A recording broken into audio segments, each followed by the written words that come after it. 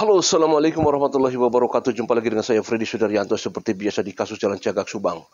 Pagi ini, mendengar keterangan dari Pak Yosep di persidangan yang kemarin itu, semangat dari Pak Yosep sangat menggebu-gebu dan begitu lantang, ya kita dengarkan. Dan selama 2 jam kurang lebih itu, Pak Yosep mengungkapkan semuanya, ya. Yang tadi sebelumnya di persidangan ada yang belum terungkapkan, kemarin burudul lah istilahnya keluar semua, ya, termasuk masalah ada intimidasi, ada masalah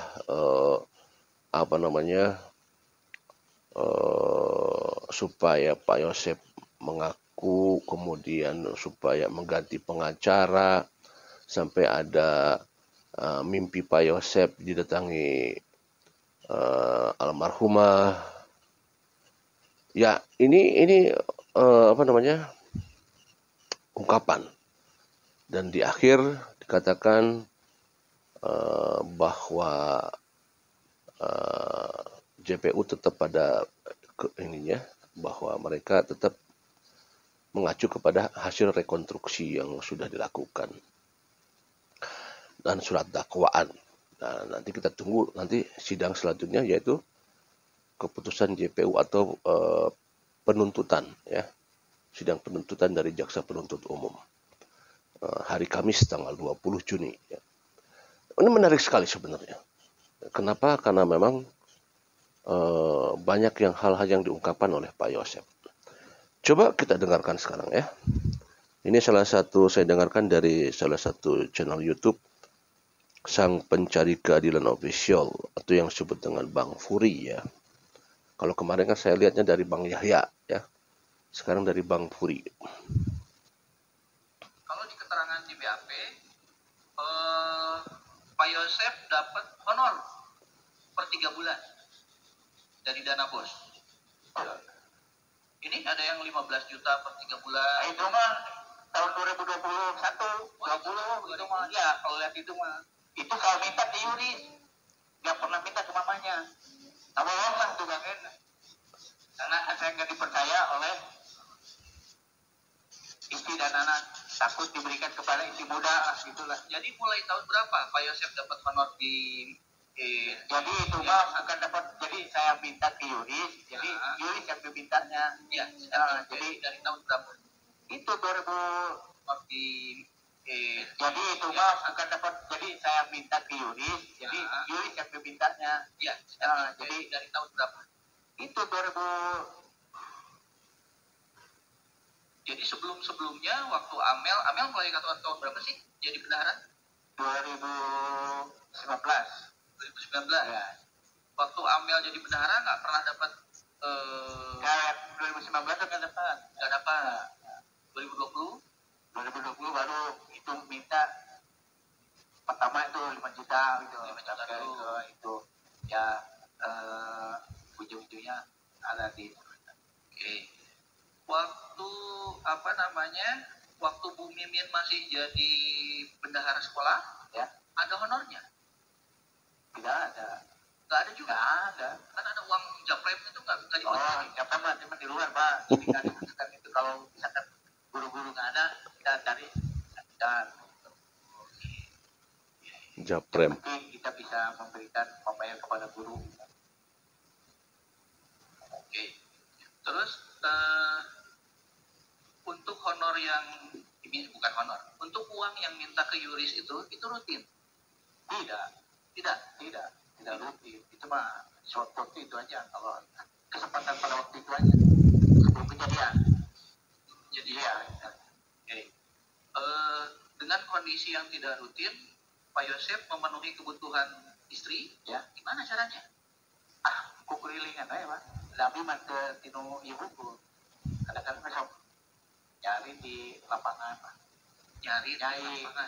Iya, kan saya em lah, kenal ya. Oh ya, sama Pak Yosep itu lagi tadi kan Yosep. Oke. Terus setelah kejadian di bulan, ya setelah kejadian lah, Ini ada di bulan November. Ya. Itu ada pencairan dana bos? Ada. Karena kan Yuris tidak mau untuk mencairkan uang itu. Atuh yur akan tanggung jawab Yuris teh. Ayo kan, atuh merenang eta teh. Cuma nggak mau. Gawe. Cuma rek cari kerja sendiri, rek dia mandiri ya. Naon atuh. Artinya jeung teh Yuris wayahna.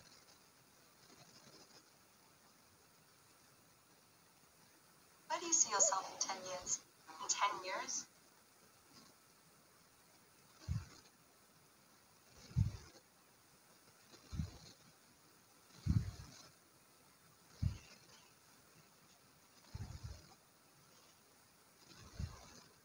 Dan tidak ada bendahara dan katanya kalau sudah meninggal nih namanya. Jadi penguasa tunggal. Ya, penguasa tunggal.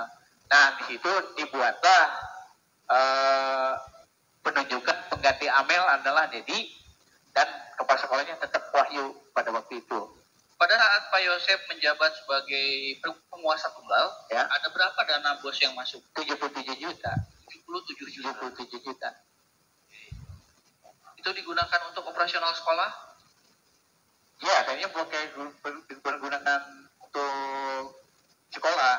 Cuma kan pada waktu itu untuk yang mempertanggungjawabkannya juga Wahyunya kabur. Bertanggung jawab, uang mah ngambil honornya.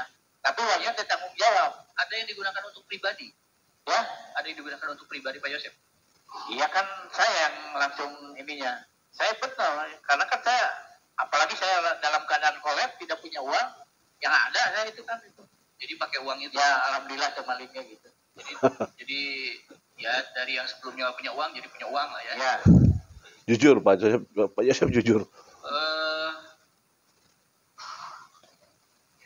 Sempat ada pembicaraan dari Bu Mimin kah, dari Ariki kah, atau dari Abi terkait permintaan mobil? Tidak ada. Yang bicara itu hanya Ibu Bu Mimin. Bu Mimin. Bu Mimin nyampaikan, Apa gerangan ceritanya?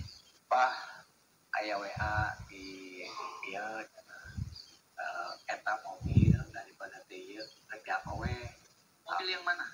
Anu BMW. Yang BMW. BMW di eta kerjaan ada aja. Saya ngomong, itu kan mobil punya Yuri. Nantilah Desember lah pada 2021 itu nantilah Desember kalau ada uang kasih 20 juta mah itu 20 juta. mobil. Memang Ya, untuk belajar. mintanya kapan? Ya, Mintanya kapan? iya sebelum kejadian itu Mas. Jauh. Jauh-jauh atau dekat? Ya sekitar sebelum kejadian. Oke. Terus di BAP juga sempat ada keluhan-keluhan datang dari Bu Mimin nggak punya uang gitu. Ada Gimana? keluhan dari Bu Mimin nggak punya uang untuk memenuhi kebutuhan sehari-hari. Ya dia kan menerima apa adanya Pak. Sempat Ya, ada benar. keluhan. Iya. Sempat Bahkan ada. pernah meminta Amel untuk diganti bendahara. Sempat meminta Amel untuk Diganti bendahara. diganti dari bendahara. Kan biasanya kalau saya kan ya adalah untuk ini, tapi kan sudah tidak ada masukan gitu. Oke, itu nanti dilanjut oleh rekan saya. Pak Yosef, pekerjaannya apa Pak? Ya, Pekerjaan Bapak apa? main Golf aja? ya main. Ada pekerjaan lain? Ada freelance Ada. Saya alihkan dulu ke penasihat hukumnya, biar seimbang, biar jangan jenuh. Nanti habis ini silakan ya. Penasihat hukum Bapak Rahman Hidayat. Sepakat nggak? Ya kan? Biar tambah semangat lagi.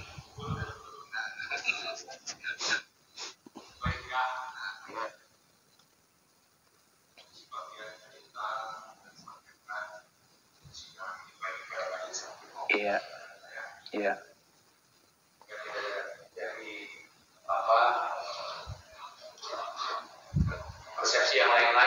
Iya, siap.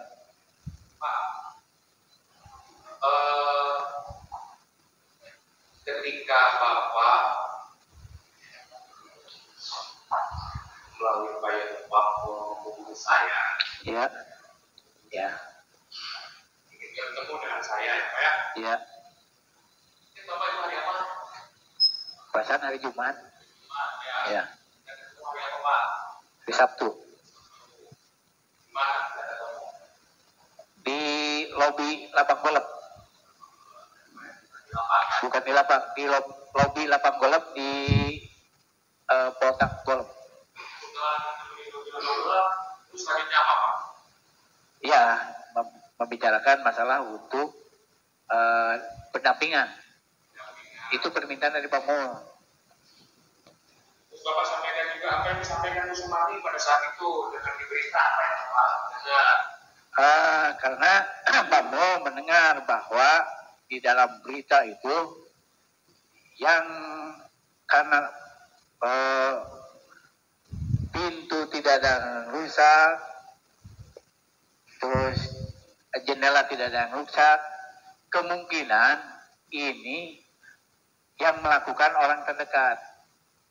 Seperti itu. Nah, maka Pak Mo berinisiatif untuk yuk kita minta pendampingan di antara bertiga, Yuris, Pak Yosep dengan Bu Mimin. Nah, setelah itu adalah kesepakatan Pak Mo sebelum berangkat ke Lembang menghubungi dulu Yuris untuk ada pendampingan. Pada waktu itu Yuris menyetujui dan bahkan sampai memberikan fotokopi KTP. Dikirimkan. Nah, setelah dikirimkan langsung dikasihkan.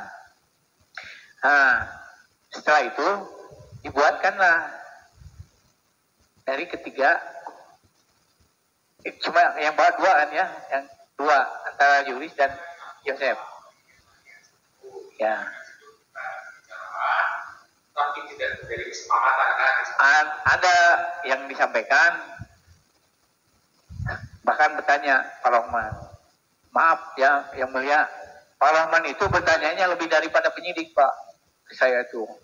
Benar sih namanya, sok siapa, amun ngalakukan sok ngomong ngalakukan, namun sok jujur sih saya.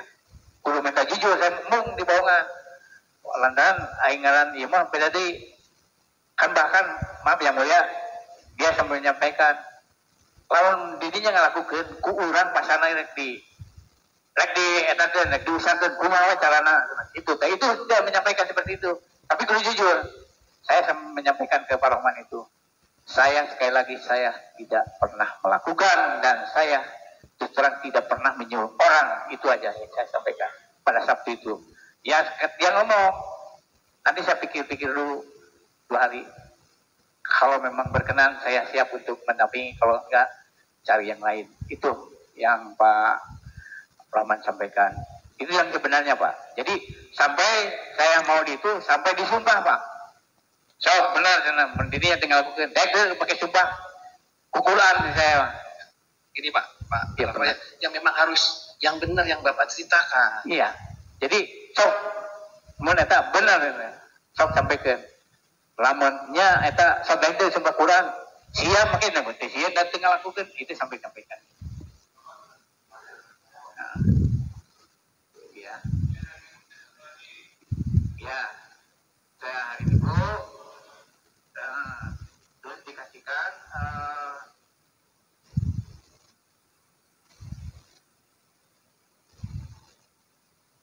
saya baik nonton kopi itu yang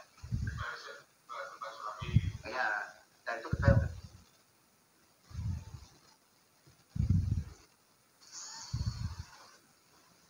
Dan salah yang benar mungkin di pengadilan saya buktikan itu kesalahan itu aku tapi buktikan mengarah gancang karena perjalanan dia karena kesalahan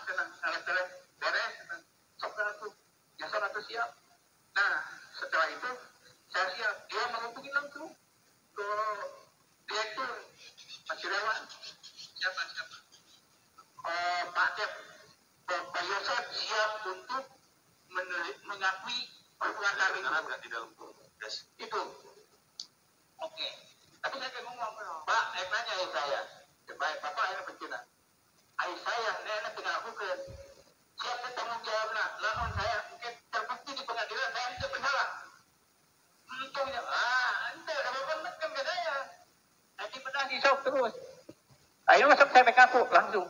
Setelah itu telepon, saya masuk ke tempat BAPN di tingkat 2 menghadapi langsung pas begitu ketemu langsung dengan Pak Topak, Muhammad Topak. Itu ada yang di BAPN Muhammad Topak. Nah, saya ngomong, Pak, iya Pak, saya ditekan mai ku adik saya diintimidasi terus terang saya rek aku si Danu nuduh meter aku saya kau kan bayar saya mah gak masihnya kan bayar harus aku gitu terus kayak gitu teh kumaha tapi saya itu pernah ngalakukan naon ku si Danu dituduhkeun ku si Danu dituduhkeun saya mah teh sama sekali demi Allah Rasulullah lagi saya kumaha tuh gitu. Setelah itu teh gitu aik disanggup batu ket di pra-peradilan teh Pra-peradilan. Nah di pra-peradilan kan saya mau nabikan kieu jadi nanti ku saya mah nah Pak yang mulia setelah itu dia tidak mau langsung saya diajak ngobrol dengan Pak Cep dikasih tahu oleh Pak Cep iya kenapa Isep sok ayo maafkunya wayah nawe ngalah lancar ngalah naon keun bae tah ieu si Danu teh jam 8 teh disamper ku Pak Isep nya teu ieu mah aku nya we kitu nya sok atuh dia eta tuliskeun tulis udah ditulis nah setelah selesai itu dengan Pak Cep can selesai nanon datang Pak Peno dia sama saya aja kalau nggak mau cep Pak Cep jadi begini Pak saya berkata jujur tidak dipercaya berkata akan berbuat bohong tidak dipercaya Pak Yosef bentar waktu itu tanpa kehadiran saya kan tidak ada pengacara tidak ada pengacara itu sering tuh saya ditanya gini Pak Cep saya katanya Pak Isep sudah mengakui iya Pak ini ya saya akan buat apa ya iya silakan Pak nah ini terus ditulisan ku Pak Isep yang itu teh mana nanya enggak tulis apa kemana teh diambil kan saya nulis yang mulia nulis diambil lah dia Cep teh Pak itu kan saya udah nulis nanti itu biar sama jangan cina hayo kamu dengan saya ngomong itu Pak Peno itu Pak Kasubdi itu ini biar terdengar juga dia ya langsung kan biar ini juga nggak ini yang sebenarnya saya Pak ya udah gitu Pak Yosef pada waktu itu jam 9 Pak Yosef menyebut Danu ya iya Pak sudah gitu lagi apa Pak ya jam 9 hari apa malam tanggal 17. Nah, Pak Yosef jemput Danu ya. Terus Pak Yosef setelah itu Danunya berdiri atau jongkok atau duduk? Ya nggak tahu lah. Ya aja kan sama saya tuh. Udah gitu. Setelah itu Pak Yosef langsung ke ini ya ke pecel lele. Ya. Udah di pecel lele. Motornya disimpan di depan ini ya pecel lele ya. Ya. Terus sudah gitu Pak Yosef masuk ke dalam makan pecel lele, ya. Terus lanjutkan itu Pak Yosef. Kan saya mau bohong, Pak. Saya kan nggak tahu, saya gitu. Nah di situ saya sampai ini di kamu coba kamu istighfar. Ya karena saya enggak, masa harus mengakui seperti itu. Itu saya sampai dipanggil seperti itu, Pak. Itu diintimidasi saya betul-betul sama Pak Peno. Bahkan saya tidak tahu juga harus mengakui itu. Bahwa saya itu melakukan. Kalau kita pun tidak tahu, Pak Yosef pasti mengetahui. Kalau mengetahui pasti tahu alat bukti. Saya tahu dari mana? Justru nanti saya akan datangkan dari Jesse katanya. Sebelum jadi saya dipanggil dulu malam-malam nih Pak ya. Malam-malam dipanggil. Sini Pak Yosep. Coba nanya. Terus, Pak Yosep, kamu jangan pura-pura bodoh. Jangan pura-pura lupa. Kamu itu pelaku. Saya itu. Kalau saya enggak mau gimana Pak? Pura-pura aja. Kalau jadi pelaku, pelaku aja. Jangan pura-pura bodoh. Bohong. Saya itu ditekan begitu Pak sama penyidik itu. Jadi saya sebetulnya sangat dipaksa untuk ditekan menjadi pelaku. Ya terus lanjut. Terus lanjut. Nah, saya jadi betul-betul di situ tekanan psikiater saya itu merasa betul-betul ditekan. Ya boleh. Nah, karena ini Pak Yosep kasihan, nanti Pak Yosep itu jadi orang sengsara, tidak akan orang punya kamu itu senang. Kamu itu sekarang ini daripada gitu, coba Pak Rohman itunya senang, diganti aja pengacaranya. Dan ada yang saya gratis, gak bayar itu. Pak Rohman minta diganti sama Pak Ajis dengan Pak Peno itu. Nanti ya, betul ya Ajis ya. Nanti ada penggantinya nggak bayar ya. Iya Pak. Ini bukan omong kosong saya sebenarnya nih.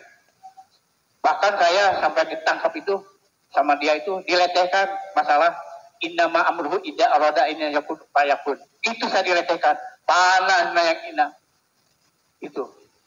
Dengan ditolak. Itu saya sampai sana. Saya itu bukan ini, cerita yang sebenarnya ini Pak.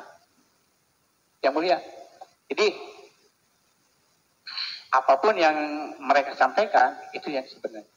Bahkan, sampai saya datang, terakhir itu malam Jumat, pengacara juga nggak ada, saya malam-malam, sekitar jam, sudah ini, Isya gitu ya, sekitar jam 7-an. Kan kalau itu langsung Isya, langsung ini.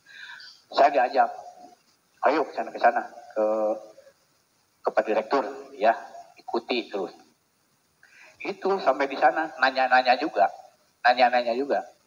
Pak Yosep, kira-kira Pak Yosep itu dengan Danu benar nggak apa?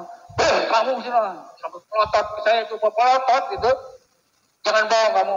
Itu pemain sama saya. Coba ceritakan tentang saya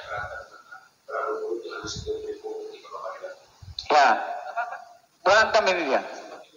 Diusir Pak. Sampai diusir. Pernah.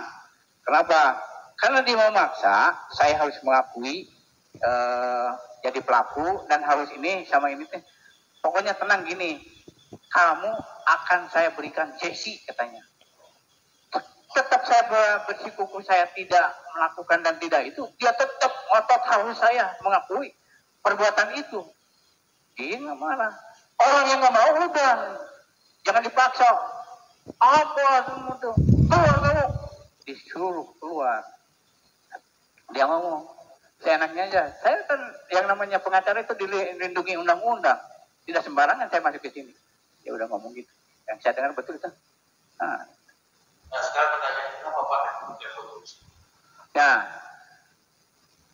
saya mengikuti rekonstruksi karena jauh-jauh sebelumnya ini dari anak buahnya Pak Peno, jadi membujuk kepada saya biar tahu Pak Yosep ikuti aja rekonstruksi itu, sekalipun Pak Yosep menolak semuanya. Tolong Pak Yosep ikuti biar beres. Ya, demikian salah satu potongan kesaksian dari Pak Yosep di salah satu channel YouTube yaitu Sang Pencari Keadilan Official atau yang disebut dengan Bang Furi ya. Silahkan kunjungi channel YouTube-nya. Dan apa namanya tadi kita lihat proses penekanan ya, ada proses penekanan dari Polda Jabar dengan kesimpulan supaya mengakui gitu kan. ada proses-proses ke arah sana, dan mengajukan supaya Pak Yosep mengganti PH, ya seperti itu. Itu diungkapkan sekarang-sekarang kan sebelum-sebelum belum ada ungkapan itu. Nah, kalau misalkan ada proses penekanan supaya ada pengakuan, berarti gini ya, suatu kasus kalau sudah dua alat buktinya kuat nih ya, dua alat buktinya kuat. Nah, kalau sudah kuat gitu sebenarnya tidak usah ada pengakuan sebenarnya. Ya, data saintifiknya kuat, dua alat bukti jelas kuat, tidak perlu lagi ada pengakuan kalau memang sudah kuat. Justru kalau misalkan masih dibutuhkan pengakuan supaya ngaku, justru ada semacam keraguan kalau secara tidak langsung ya. Secara logika berarti seperti ada keraguan tentang masalah bukti-bukti, terutama alat bukti gitu kan. Nah, kalau misalkan diminta untuk supaya mengaku, nah itu kan jadi pertanyaan sebenarnya. Tadi yang kita dengarkan ya. Nah, ya sekali lagi bahwa proses-proses itu proses pada saat BAP. Beberapa kali kita dengar di persidangan ini ada proses intimidasi ya. Mulai dari Ramdhanu sempat ada terdengar intimidasi. Kemudian Ibu Mimin sempat ada terdengar intimidasi. Arigi juga sempat terdengar intimidasi. Pak Yosep terdengar ada intimidasi. Jadi kita bertanya sebenarnya sekarang ini, ya. Kalau kita mau meloncat lagi ke kasus Pina ya, di sana pun ada proses intimidasi. Atau penekanan lah semacam itu. Nah, jadi permasalahannya adalah apakah memang dalam suatu proses BAP seperti itu.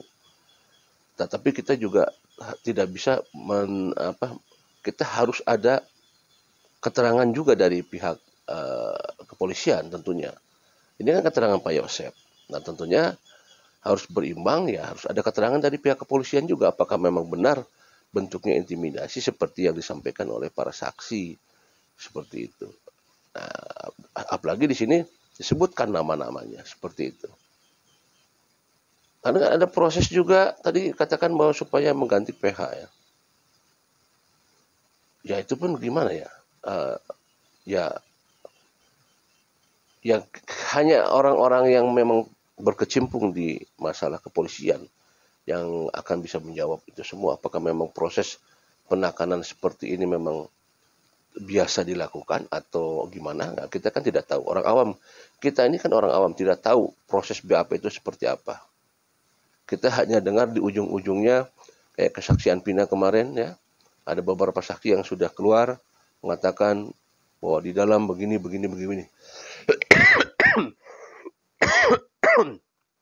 Seperti itu ya.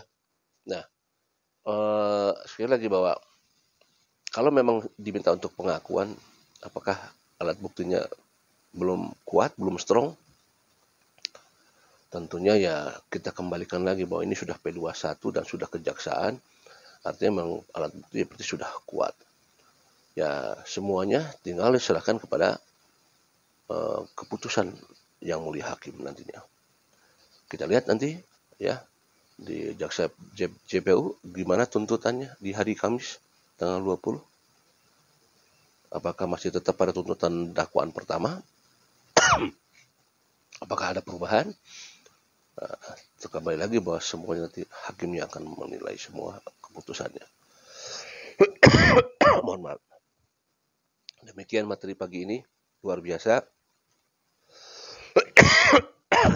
Maaf ya.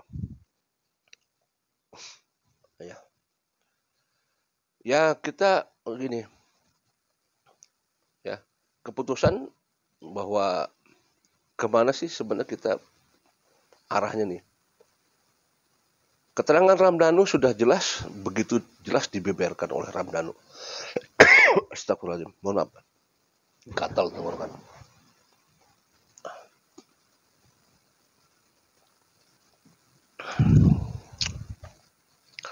Begitu jelas keterangan dari saudara Ramdhanu adegan demi adegan ya. Dari adegan 1 sampai 97 kalau nggak salah ya. Jelas ininya gerakan-gerakannya dijelaskan. Keterangan Pak Yosef barusan juga menggebu-gebu ya. Artinya bisa secara tidak langsung memberikan informasi yang akan membuat bahwa seolah-olah apa yang disampaikan oleh Pak Yosef itu adalah jadi semacam bahwa memang dirinya membenarkan apa yang dia sampaikan.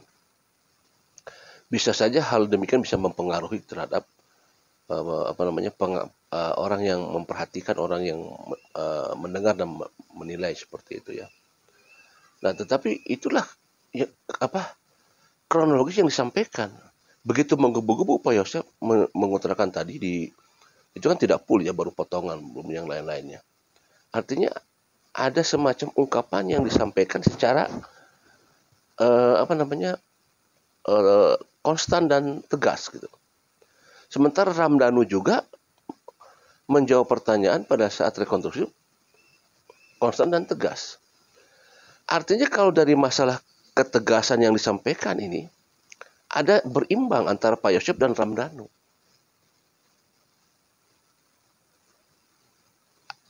Keyakinan itu memang ada keyakinan bahwa ini sudah P21 dan ini sudah jelas, sudah jadi tersangka. Ada bukti saintifiknya, noda merah, bercak merah di bajunya Pak Yosef, dan itu dua bercak korban. Keyakinan yang disampaikan atau keyakinan Pak Yosef bahwa Pak Yosef tidak ada di sana dengan keyakinan Ramdhanu bahwa Pak Yosef ada di sana, inilah yang membuat kita menjadi agak kebingungan kalau saya katakan. Ya. Sekali lagi bahwa karena apa? Karena memang Ramdhanu keyakinan bahwa memang dia melihat, mendengar, langsung dialami oleh Ramdhanu dan bisa menyebutkan orang-orangnya. Sementara Pak Yosef keyakinannya dengan alibi bahwa Pak Yosef ada yang melihat bahwa Pak Yosef ada di sana. Apakah ada hal-hal yang janggal disampaikan oleh Pak Yosef atau Ramdhanu? Semuanya ada di catatan hakim yang mulia. Tentunya bahwa kita percayakan saja semuanya pada keputusan hakim. Mudah-mudahan sekali lagi bahwa hasil akhir vonis nanti yang akan diinikan pada akhir persidangan nanti ya. Setelah ada tuntutan dari JPU, kemudian nanti ada dari kuasa hukum, ya nanti kita lihat saja seperti apa ya. Tetapi yang jelas bahwa masing-masing sampai saat ini masih tetap pada pendiriannya masing-masing. Ramdhanu yakin dengan statementnya, Pak Yosef yakin dengan statementnya, Bapak Hakim yang akan menentukan. Assalamualaikum warahmatullahi wabarakatuh.